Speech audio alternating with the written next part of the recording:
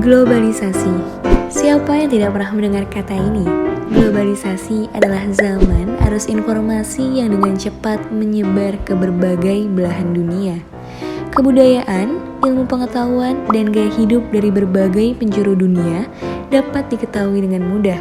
Tapi, kondisi tersebut akan memudahkan generasi Indonesia untuk meniru beragam kebudayaan asing.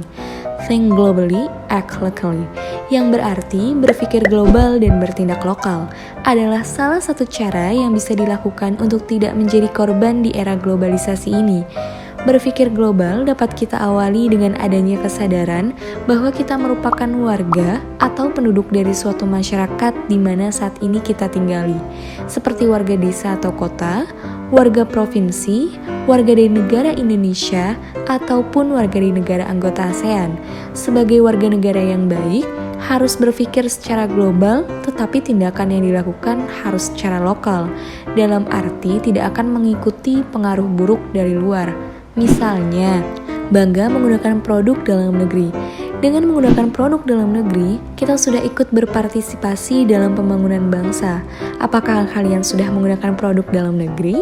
Dengan cara ini, kita harus melestarikan nilai-nilai Indonesia yang nantinya akan digunakan untuk bersaing di tingkat dunia sebagai rasa cinta kita terhadap Indonesia. Salah satu tokoh yang patut kita banggakan adalah Presiden ketiga Indonesia, yaitu Bapak Baharudin Yusuf Habibie. Meskipun Bapak Habibie telah lama belajar di Jerman, beliau pulang kembali ke Indonesia untuk mengembangkan industri pesawat terbang. Beliau mendirikan industri pesawat terbang Nusantara atau yang biasa disingkat dengan IPTN dan membuat pesawat N250.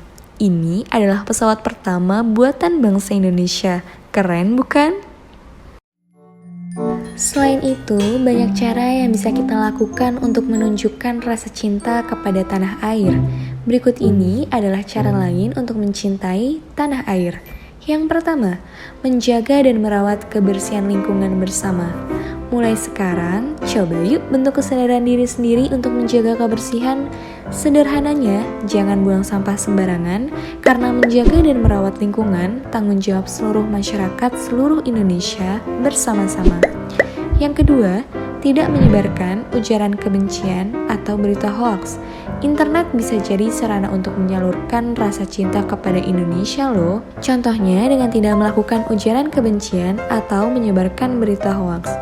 Kamu harus cek dulu sumber beritanya sebelum posting ke akun media sosial, atau tidak menyebarkan ujaran kebencian yang menyinggung hal sensitif. Yang ketiga, menghargai para seniman dengan tidak membeli kaset bajakan. Membuat musik yang bagus tidak mudah loh.